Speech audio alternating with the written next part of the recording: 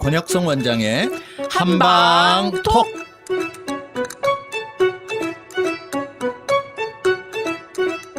청취자 여러분 안녕하십니까? 권혁성입니다. 안녕하세요. 서유경입니다. 네, 오늘의 주제는 갑상선 질환입니다.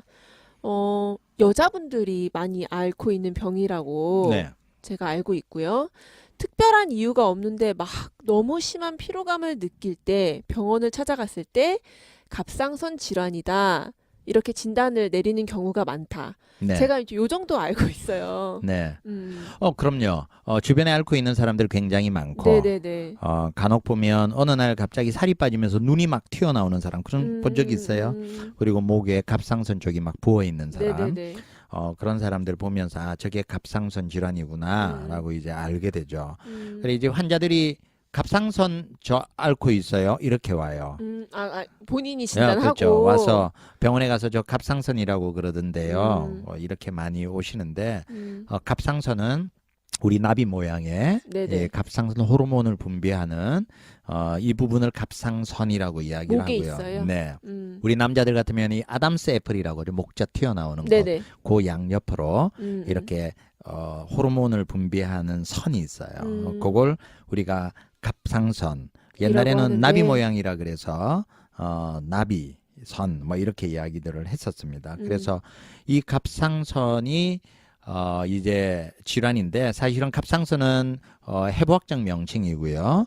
갑상선은 크게 이제 두 가지 유형의 그 질환으로 보면 돼요. 네. 갑상선 호르몬의 변화가 온 것. 그래 갑상선 호르몬이 하는 역할이 있거든요. 그래서 갑상선 호르몬이 너무 많이 분비가 돼서 오는 질환 또는 너무 분비가 안 돼서 오는 질환 그걸 갑상선 저하증이라고 하는데 그런 갑상선 기능의 이상으로 오는 질환과 그다음에 이제 호르몬의 변화는 없으면서 갑상선만 커지는 병 우리 이제 갑상선 종양이라고 부르죠. 이게 암으로 발전되는 그건가요? 뭐 갑상선 암도 있고요. 양성 종양도 있고요. 그렇죠. 그래서 그 크게 두 가지 정도의 질환을 우리가 이제 갑상선 환자들이 일반적으로 알고 있는 갑상선 이렇게 이야기를 하죠. 아무튼 갑상선 이렇게 하면은 피로하다, 피곤하다 이거랑 연결이 참 많이 되고 그걸 대표적인 증상으로 많이들 알고 계신데 피곤한 병이 갑상선에서만 일어나는 증상이 아니잖아요. 맞습니다. 그래서 이제 사실은 한의원에 찾아오는 많은 환자들이 피곤해서 와요. 요즘은 뭐 현대인들. 불행히도 한약 시장이 점점 줄어들어서 그런가요? 홍삼볼 환자들이 많이 먹고 좀 더 안전할 것 같다라는 생각 때문에 그리고 최근에 뭐 의사협회에서 뭐 한약에 관련된 좀 비하적인 그리고 한약 먹지 말라 뭐 성분이 뭔지 표시해라 뭐 이런 여러 가지 공격들 때문에 국민들 내리속에는 한의사들이 처방하는 한약에 대한 이제 뭐라 그럴까 불신 이런 것들이 조금씩 커져 있어요. 근데 이제 사실은 피곤하다 그러면 병원에 가서 특별히 해줄 방법이 없으니까 한의원에 많이 오게 되죠. 그래 한의사들이 피곤하다라고 환자들이 왔었을 때 꼭 저희들끼리는 놓치지 말아야 되는 그리고 피곤한 원인을 한번 체크를 해봐야 돼요. 단순하게 기력이 떨어져서 녹용한제 먹으면 회복이 되는 그런 피로감도 있는 반면에 질환으로 의해서 그 질환을 치료해야만 되는 그 병들도 있거든요. 그래서 피곤한 원인에 대해서 조금 분류를 해볼 필요가 있고요. 오늘은 청취자들이 그렇다면 내가 피곤한데 나는 피로의 원인이 어디에 해당이 될까? 그렇게 한번 보시면 좋을 것 같아요. 간단하게. 그렇게 피곤할 때 의심해야 되는 병들 중에 이제 첫 번째는 뭐 빈혈이죠. 뭐 혈분이 부족하다. 그건 실제로 헤모글로빈이 수치가 떨어지는 것을 빈혈이라고 이야기를 하는 겁니다. 그런데 한방적인 빈혈은 혈이 부족한데 헤모글로빈 수치는 정상이라도 빈혈이라고 이야기할 수 있어요. 저는 한방적인 견해가 더 과학적이라고 생각을 합니다. 혈분이 부족한 건 꼭 헤모글로빈 수치가 정상이라도 혈분이 부족한 경우가 있어요. 이럴 때 그런 혈분을 한방적으로 보충하는 처방이 환자들을 덜 피곤하게 하거든요. 그래서 빈혈 첫 번째고요.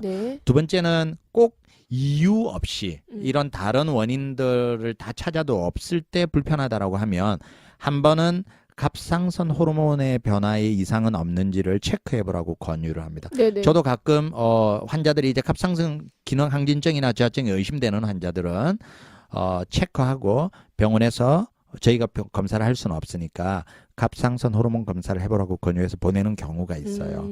그래서 갑상선 기능 질환이 있는지를 체크를 해봐야 되고요. 네네. 그다음 뭐 당뇨를 앓고 있는 사람들은 당연히 피곤해요.